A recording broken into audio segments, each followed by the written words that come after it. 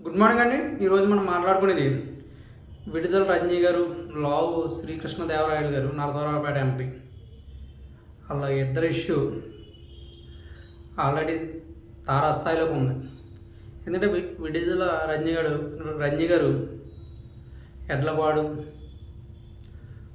Shri Balaji crosser నుండి ఒక IPS అధికారిని మిడిల్లో పెట్టి 2 కోట్ల రూపాయలు ఆమె బామ్మర్దికేమో మరిది గారికేమో 10 లక్షల రూపాయలు, ఎస్పీ సాహుకి 10 లక్షల రూపాయలు ఇచ్చేలాగా బేరం గుర్తుంచుకున్నారు 2020లో.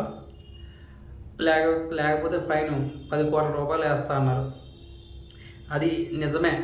ఎందుకంటే అది ఆ రోజుల్లోనే అప్పుడు కుసకుసలు వచ్చినాయి. కానీ అప్పుడైతే బయట పెట్టలేదు ఎవరు. కానీ ఇప్పుడైతే మాత్రం జూన్ 24వ తారీఖున 2004 వాళ్ళు మా దగ్గర ఇలాగా విడుదల రజనీ గారు అమౌంట్ తీసుకున్నట్టు చెప్పారు. అక్టోబర్లో అది కన్ఫర్మ్ చేశారు. ఇప్పుడు విడుదల రజనీ గారు జైలుకి వెళ్ళడానికి సిద్ధంగా ఉన్నారు. అలాగే విడుదల రజనీ గారు ఇంకా పెసమర్లో రైతుల దగ్గర మనీ తీసుకోవడం, మళ్ళీ ఆ మనీ వెనక్కి ఇవ్వడం, అలాగే ఆ మనీ ఇచ్చిన తర్వాత ఈ కేసులు ఉంటే బయటికి తీయమని బయటికి లాగొద్దని మిడిల్లో శ్రీకృష్ణదేవరాయలు గారి దగ్గరికి వెళ్ళటం, ఒక మనిషిని పంపించడం, ఇవన్నీ జరిగినాయి. కానీ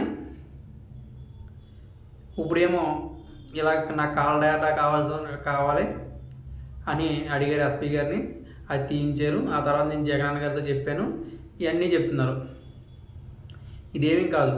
ఇది 100% ఈమె మనీ తీసుకుంది అన్న విషయంలో రాజేష్ నాయుడు గారు అప్పుడు ఫస్ట్ కొండ వైసీపీ టికెట్ ఇచ్చారు 2024కి.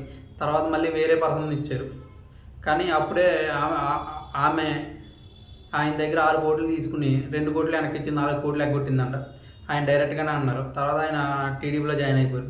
అంటే ఇప్పుడు ఎంతోమంది వైసీపీ నాయకులు ఉన్నారు. ఎవరికి మీద రానివి ఈ మీదకి ఎందుకు వస్తున్నాయంటే ఈమె చేసింది 100% ఈమె చేసింది కాబట్టి ఇవన్నీ వస్తున్నాయి. లావు శ్రీకృష్ణదేవరాయలు గారు ఆయన స్థలాలు, ఆస్తులు ఇవన్నీ రాజశేఖర రెడ్డి గారి హయాంలోనే కొన్నారంట ఆయన.